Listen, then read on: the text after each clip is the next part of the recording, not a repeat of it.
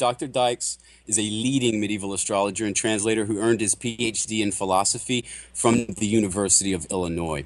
He earned his medieval astrology qualification from the great Robert Zoller, and he taught philosophy courses at the universities in Illinois and Minnesota. In 2007, he published the 13th century astrologer Guido Bonatti's complete book of astronomy, an encyclopedic work, and since then he's translated and published numerous traditional works on nativities, horary questions, and elections. For more information about Dr. Benjamin Dykes, please visit his website at bendykes.com, and that is D-Y-K-E-S, bendykes.com. Good evening, Dr. Dykes. Welcome. Thank you for having me. Thank you so much for joining us. So we're very, very grateful to have you here. So let's go ahead and get started. What everybody asks me is, what are the Time Lords? So maybe you can enlighten us. What are the Time Lords that we keep talking about? Well, a Time Lord is normally a planet, but it can also be a sign. But let's think of it as a planet. It's a planet that has some kind of management authority over your life for a certain amount of time. There are different Time Lord systems for different topics, and some of them are, the length of time is based on the latitude of your birth and other things. The main thing about Time Lords is that instead of, like, let's say with transits where you're looking for a specific day or a specific week for some event to happen, the idea behind Time Lords is that your life is divided up into intelligible episodes or chapters, like a biography, so that you move from one chapter to another. Whereas in a lot of predictive techniques, like transits, for example, there might be long periods of time when nothing is happening. So a Time Lord is a way of giving a kind of narrative quality to different chapters of life. I apologize, Dr. Dykes. I had a bit of a technical glitch going on there. Okay. I just wanted to ask you, because there are so many different Time Lord systems, do we go astray if we think of these Time Lords in terms of being entities or spirits? Is this wrong to think of them that way? It depends. I don't think you should think of them as having personalities as such. Although if you have a kind of spiritual or magical practice, it makes sense that if you, let's say, were in a Jupiter period, if Jupiter was your Time Lord, that you might do ritual or meditations where you maybe do devotional things involving Jupiter, drawing on Jupiterian energy. There were ideas that the planets were, in a sense, driven by angelic powers, spiritual forces. And if you want to go back to people like Plato, people like Plato would say that there are spiritual beings sort of beyond the material world, and the planets are the physical representations of them.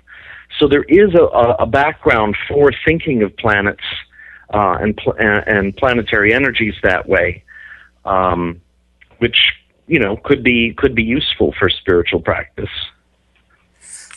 The Hindu astrologers, they've been working with Time Lords for a very long time. A lot of we Westerners, we're surprised when we learn about them. We've never heard about them before. But the Hindus have been using them for quite some time. Do they see their Time Lords in a more spiritual context in this way, would you think, Dr. Dykes? You mean would the Indians think that way? Yes, sir. I realize this isn't your specialty, but I'm just curious if you know whether...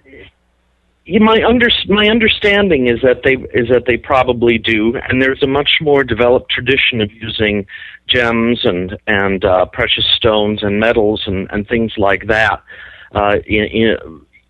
to align yourself with planetary energies.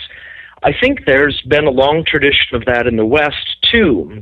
The issue, though, is that the people who wrote the textbooks on how to read charts weren't necessarily the ones who were writing the books about the gems and metals and things. So we do have some of that, but you'll usually find that in the occult and esoteric books, not in the astrology manuals. But it is still there. Ancient people talked about, you know, if you're having a problem with Venus, then you wear this kind of ring and burn this kind of incense.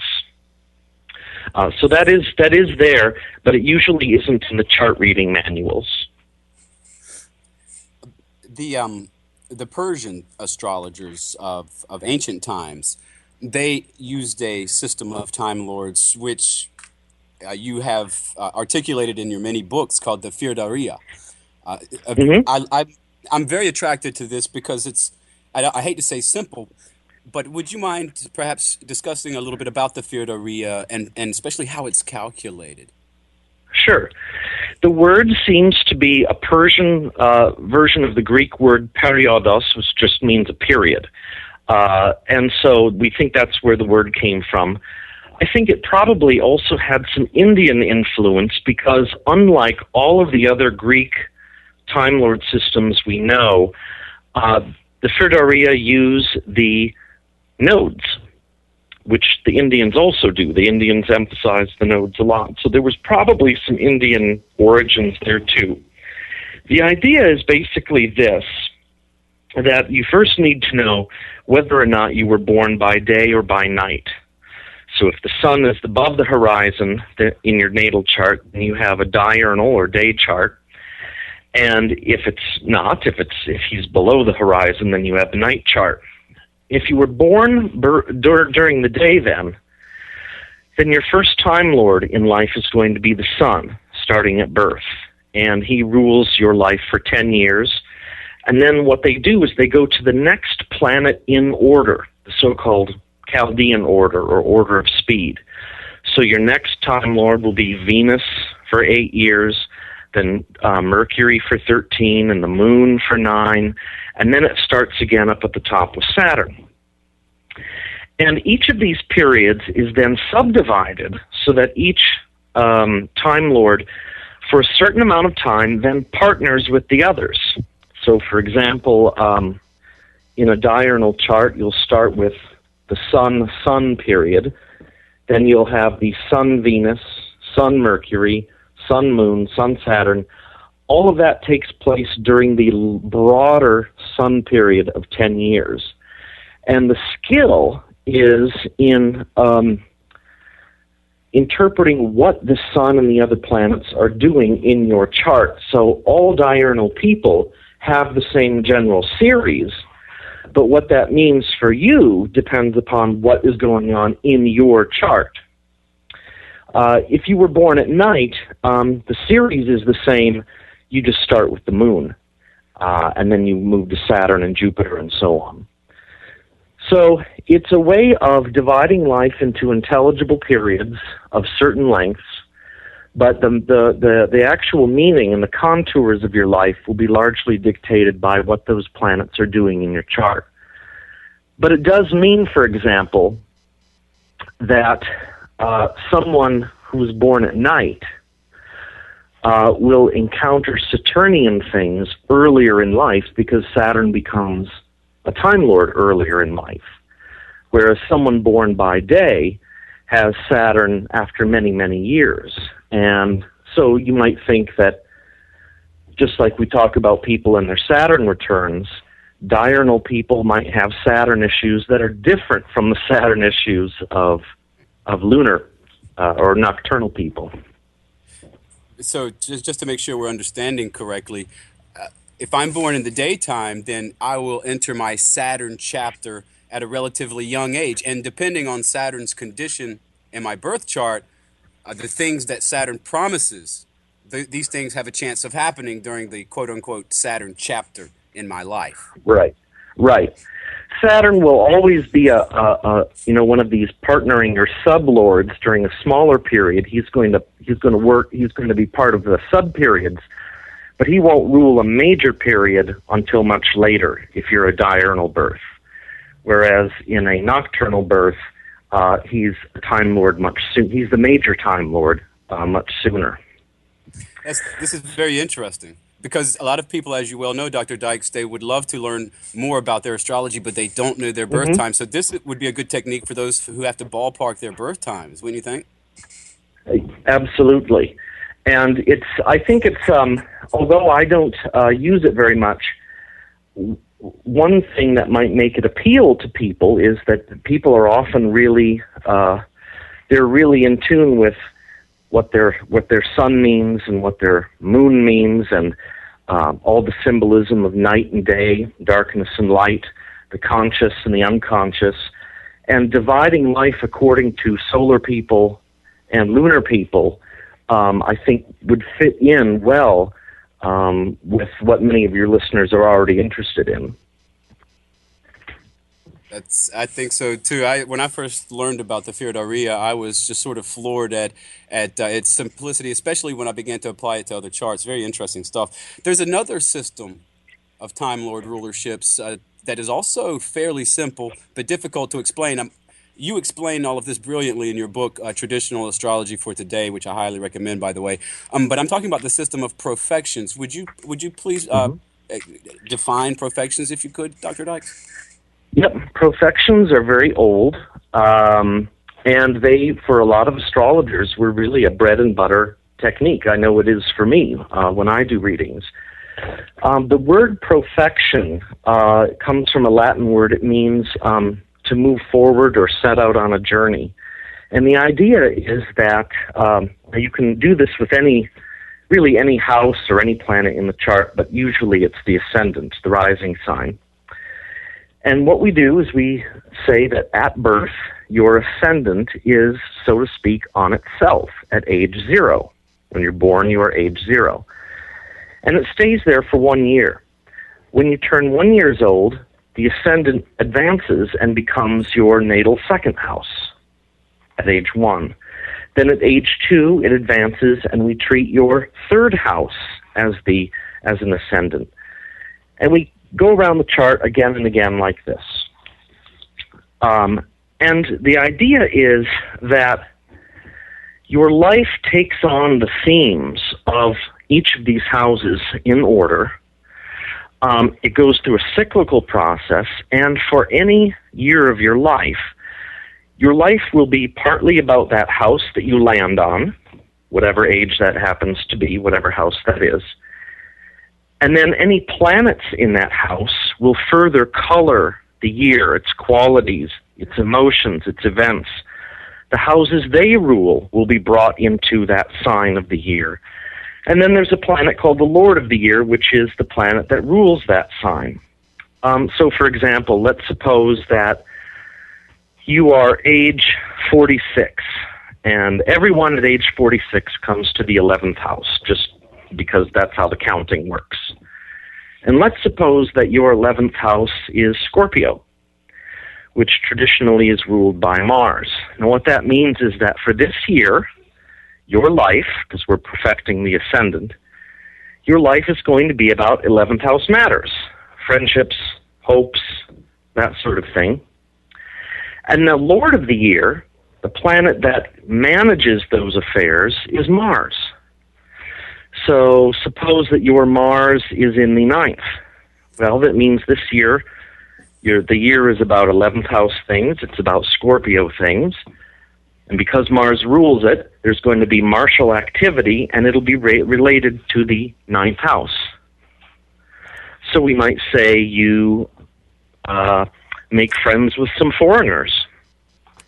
Or maybe there are some ventures that you have great hopes for, and they're going to be connected with 9th house issues like religion or foreigners. So this is a really useful thing, and it's extremely accurate. And one of the benefits of it is this is used along with other techniques to help you screen out some of the noise in the chart.